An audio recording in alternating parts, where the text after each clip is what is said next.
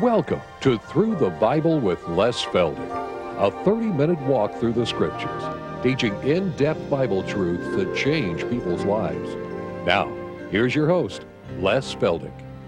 And again, good to see everybody, and once again, we'd like to welcome our television audience from wherever you are. And for those of you who may be new to our program, we're just an informal Bible study. We started years back in the book of Genesis, and we've just been coming up chapter and verse, and we're now presently, of course, in Philippians, in what we call Paul's prison epistles. And as most of you realize, Paul's letters began, of course, with Romans, Corinthians, Galatians, Ephesians, Philippians, Colossians, and beginning with Ephesians, of course, are his prison epistles that were written from prison in Rome, and they are just sort of head and shoulders, doctrinally, above the other Pauline epistles, which were elementary, such as Corinthians and Romans and Galatians.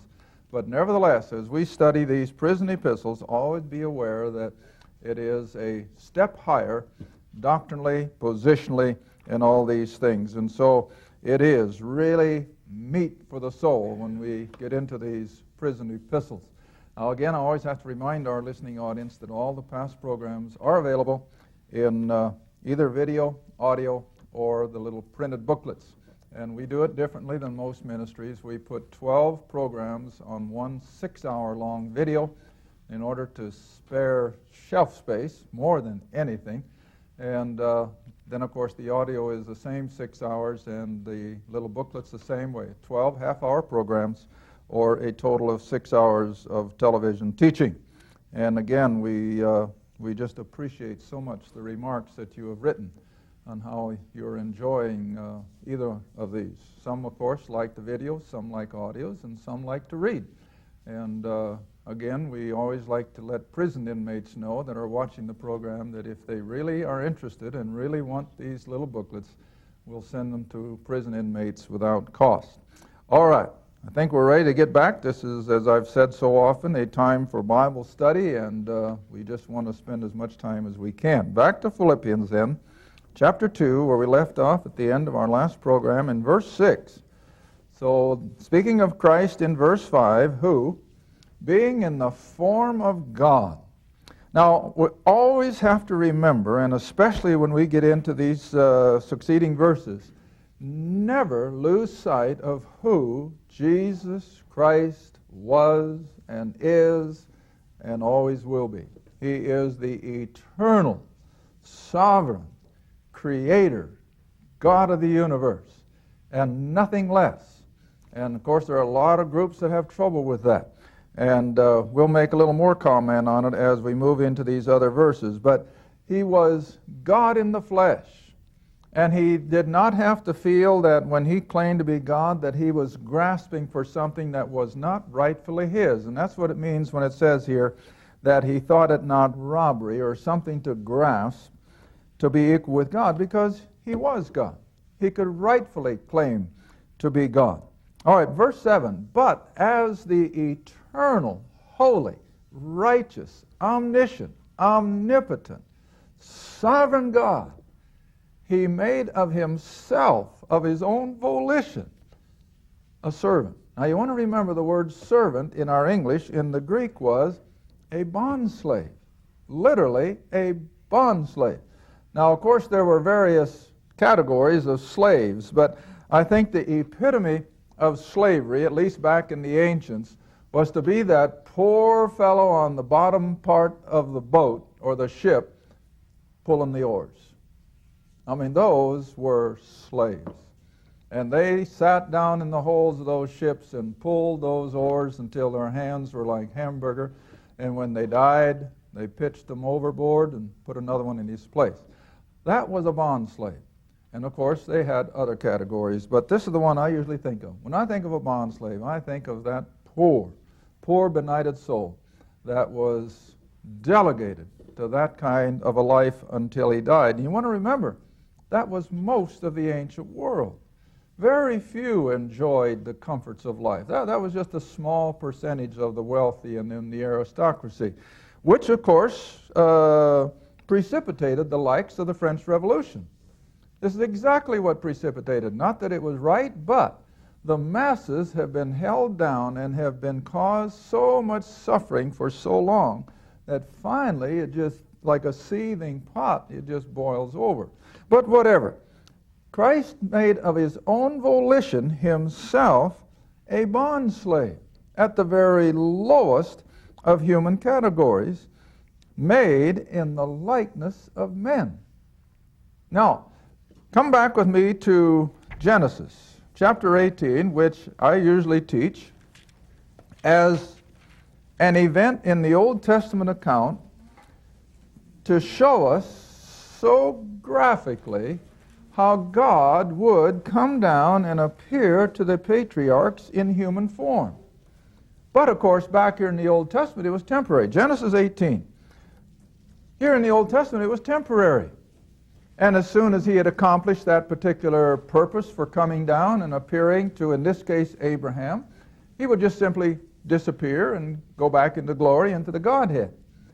But he still appeared to these people in human form, which was all just a precursor of when he would finally come in the flesh, not to just be a poof and out of their sight, but to be confined to that body then of flesh and bone for, I feel, all eternity.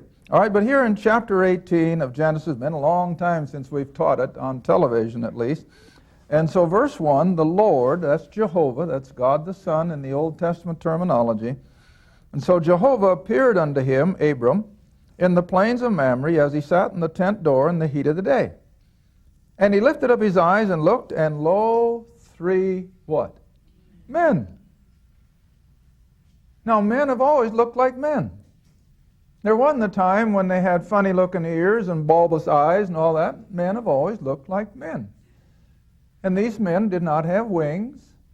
They did not have glowing halos around their head. They were three ordinary, wayfaring men from outward appearances, see? All right, but you move on down, and you'll see where Abram runs, and he says, let a little water, I pray you, verse 4. Be fetched and wash your feet, see? Ordinary human feet. Rest yourselves under the tree. And then you come on down to verse 8. I'm doing this just for sake of time. He took butter and milk and the calf which he had dressed, set it before them, these three men. And he stood by them under the tree, and all three of them what? They ate. They ate. But now who are these three people? Well, one is the Lord himself, and the other two are angels. But see what happens? They came down in human form, came walking up the path, or whatever the case may be, to Abram's tent, and Abram recognized them as wayfaring strangers, of course, and showed his Middle Eastern hospitality, fixed a meal for them, and filled their water bottles or whatever, and then he says, you can be on your way. Little did he know, of course, that one of them would be Jehovah God himself. Now, it was the same way with Jacob. Jacob wrestled with a man. Not some enigma, not some figment of his imagination, as the scoffers would say. Jacob wrestled with a flesh-type human being. But it was the Lord in a temporary appearance, and then he went up from him. All right, but now you see, when he comes by way of the virgin birth, he is the same God, but instead of just all of a sudden making a poof and disappear from their sight, he comes all the way through the birth of a woman. He comes through his childhood. He comes into manhood. And he begins his ministry at the age of 30 and begins then to show by his signs and wonders and miracles his deity, who he really was. But every time somebody looked at him or had a meal with him, he didn't just suddenly disappear. He was there. And they could touch him. They could shake hands with him. They could eat with him. But yet, as he was on the roaring waves of Galilee, he could step out into the open, raise his hand, and simply say, peace be still. And what happened? The wind died down and the waves slowed up, and the disciples were just amazed. And what did they say? What kind of a man is this, that even the wind obeys his voice? Well, I'll tell you what kind of a man he was. He was God. He never stopped being God. In the womb of Mary, he was still God. As he was the little child playing on the streets of Nazareth in the carpenter shop, he was God. And as he confounded the doctors at the age of 12 there at the temple, he was God. See? And never lose sight of that. All right, so now as you come back into our text here in Philippians chapter 2, even though he had made himself in the likeness of men, he didn't look one bit different than another average man in Nazareth. He didn't look any different than the average Jew during his 3 years of earthly ministry. They couldn't look at him and say, oh, that's the God-man. No, they couldn't do that. He looked just as normal as anybody else. But when the particular situation demanded it, he could show his deity, that he was God in the flesh. All right, now the next verse, verse 8. And being found in fashion as a man, from all outward appearances, from all his daily activity, he was just a man. And not only an upper echelon man, a lower echelon man. Now you want to remember, Joseph and Mary in Nazareth were probably next to poverty. I was just reading an account again the other day of a family in Israel, and where the father was a wood craftsman, just barely eking out an existence. Well, I'm sure it's always been that way. So he did not live in a family and a home of wealth.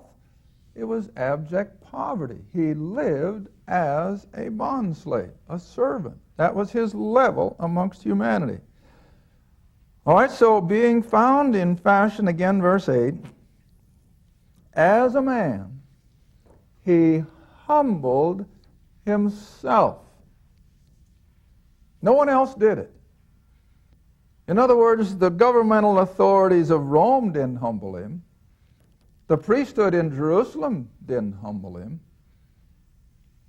Even God's, as we think of God in his heaven, didn't humble him. He humbled himself. It was of his own free will, of his own volition, he brought it all to pass. Now another verse comes to mind, and I didn't intend to use this one, I really didn't, but Acts, and we have used it before, Acts chapter 2. Acts chapter 2, dropping down to verse 22 and 23. Acts 2, verses 22 and 23. You'll recognize it as soon as you see it. You all there? And Peter is preaching the day of Pentecost. And he says, Ye men of Israel, hear these words. Jesus of Nazareth. See, the one I've just been talking about. The carpenter's son. A man. See? Peter doesn't call him the God-man. A man.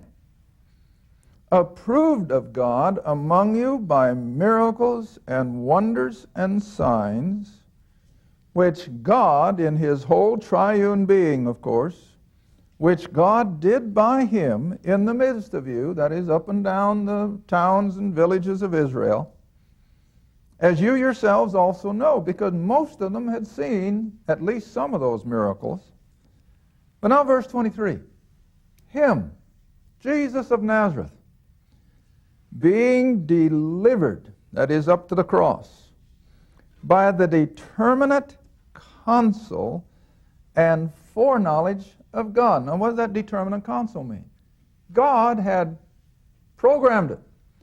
God had drawn the blueprint that when man would sin, he would provide a Redeemer. And that Redeemer would have to go to a Roman cross. All right, and so it was all in the foreknowledge of God that Israel has taken and by wicked hands have crucified and slain. All right, all in the foreknowledge of God. Now coming back to Philippians then, so when Christ sent his eyes as flint toward the cross, It was of his own volition, although the whole Godhead is certainly involved in the operation of it all. Verse 8 again. I'm going to spend the rest of this half hour at least, and maybe the next one. I don't know. But this verse 8 is something else. And so he was found in fashion as a man from all outward appearances.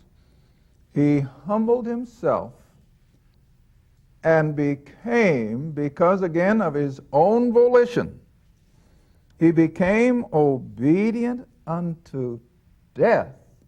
Not just an ordinary death, not just a death by execution of the normal way, but even the death of the cross. Now, this is what I want people out in television, I want every one of you to realize.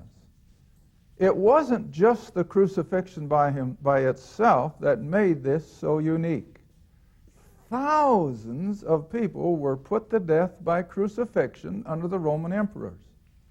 Nero at one time had 2,000 crucified and placed on each side of one of the Roman roads so that he could ride up and down between them with his chariot and gloat at their suffering.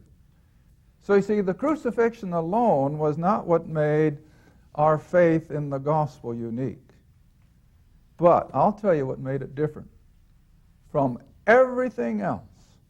And if I don't teach anything else today that will sink in the minds of people, this is what I want it to be. That when Christ died on that Roman cross, every sin of the whole human race, from Adam until the last person before we go to eternity, was laid on him. Now imagine, all the horrible sin and guilt of a Hitler was laid on Christ. Every sin and thought and deed of a man like Nero was laid on him. And every wicked person that you can ever conjure up in your mind, every sin was laid on him on that cross. That's what we mean by the death of the cross. Now you see, nothing, no one, short of the power and the might and the holiness of an omnipotent Creator God could have even thought of doing such a thing. And as I said in my first program, I laid awake part of the night last night mulling this over. Listen, there is not another religion, if you want to call it that, on the face of this earth that can claim to have someone within their belief system that could claim to have all the sins of the world placed upon him. Muhammad couldn't do it. He was human. Regardless of what the Muslims may think, he was still human. The head of the Buddhist religion couldn't do it. The head of Hinduism couldn't do it. The head man of Shintoism couldn't do it. Joseph Smith couldn't do it. Or any of these other cult leaders. There has never been another individual that could have ever come close to taking every sin of every human being and have it put on him. Now this is what we have to understand. Now look at a verse in 2 Corinthians. And maybe this will just sort of explode in your mind. I hope it will. 2 Corinthians chapter 5, verse 21. A verse I'm sure you all know, but do we really contemplate the impact of a verse like this? What does it really say? 2 Corinthians chapter 5, verse 21.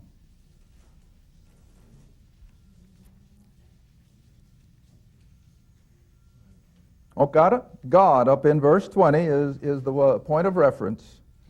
For he, the God of verse 20, he hath made him, that is Christ, to be sin for us. In other words, he took my sin when he was on the cross. He took your sin. He took the sin of every human being, even the most wicked, the most ungodly. His sin was placed on Christ. All right? And so he became sin for us. He who knew no sin. Of course not. He was God. He was sinless. And all for the purpose that we as believers now might be made the righteousness of God in him. All right, another verse. Come all the way back to Isaiah. Haven't used it for a long, long time. And I know when I did use it, I had several letters that were kind of shook up. They never knew that this was in their Bible. Isaiah 52. Isaiah 52. Verse 13 and 14. Isaiah 52, verses 13 and 14. Behold, my servant. See? There's that bondslave. Behold, my servant shall deal prudently. He shall be exalted in spite of his role as a servant. He shall be exalted and extolled and very high. And we're going to see this a little further on in Philippians. But now look at verse 14. You'd be surprised how many people don't know this in their Bible. As many were astonished at thee, his visage, his outward appearance, was so marred or disfigured more than any man, and his form, his whole bodily appearance was so disfigured, it was so marred, it was so utterly distorted than anyone who had ever experienced in human history. Now, you know what that tells me? No wonder Mary couldn't figure out that it was Jesus. Because again, put yourself in her shoes. This is what she saw hanging on the cross as they left to go home. This is what they had as a mental picture of the Christ hanging on the cross before Joseph of Arimathea put him in the tomb. And then to suddenly wake up and in the dim early light see someone standing there who looked very normal. Do you see what I'm driving at? This is why she couldn't comprehend that it was him. Because now, of course, he had now come back in his resurrected body, looking very normal. That's why she thought he was the gardener. But listen, the sins of this world were all placed on him. And that's what makes this verse in Philippians so outstanding. That he was obedient to death. Not just a death of taking away his life, not just a death even by an ordinary crucifixion, because thousands had done that. But when it says the death of the cross, this is what I feel the Scripture is trying to tell us. That his death was so horrendous, and that no one but the sovereign, eternal Creator God could have attempted to do such a thing, but he could. See, and that's what makes Christianity all by itself. This is where no other religion of the world can even come close, because they have no one that could make the claim that he has taken all their sin and put it on himself. And so here again, this is where you and I have to stand up and let it be known. All the religions of the world are just so much fluff because they can't make this kind of a claim. They can't deal with men's sin. All they can hope to do is elevate him morally, that maybe by his works he can make it, and we know that God will never buy into that. You know, I was so thrilled after our seminar up in Minneapolis the other day, and a gentleman came up, a very distinguished-looking gentleman, and he said, I'm a retired pastor, and I won't mention his denomination. It was totally different than mine, but that's beside the point. And he came up and he says, you know, Les, he said, I am so thrilled that you proclaim the same exclusivist gospel that I do. And he says it is exclusivist. Well, I've used the word several years back. Yes, our gospel is exclusivist. It excludes everything else, and it stands head and shoulders by itself. See? And that's what we're going to see a little later on in this chapter, that the name of Christ stands above every name. And then we have people dare to claim that they have another way of access to God. How ridiculous can they get when they have no sin bearer such as we have?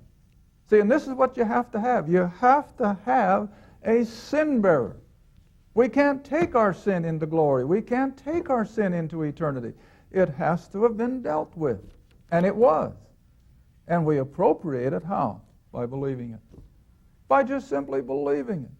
Adolf Hitler could have believed that his sin was paid for, realizing that Christ had done it and raised from the dead, and Adolf Hitler could have gone into glory. Horrible individual that he was. His sins were already paid for. They were already laid on Christ. But you see, he no doubt rejected it in unbelief. And you can think of any other horrible individual. And that's exactly what Paul means. In fact, turn back with me. I hope we got a minute or so. Come back with me to Romans chapter 3. Says it better than I could. Romans. No, I might have to go to 6. Yeah, Romans chapter 5. I'm sorry. Romans 5. Oh boy, got 30 seconds. Turn over fast. You got it, honey? Romans 5, verse 20.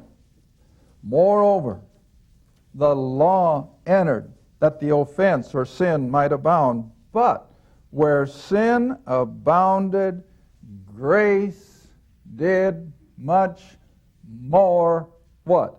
Abound. So no matter how heinous the sinner, no matter how heavy his sin load, it's all been laid on Christ because he was obedient unto death. But not just a death by crucifixion, a death that suffered the sin of the whole world.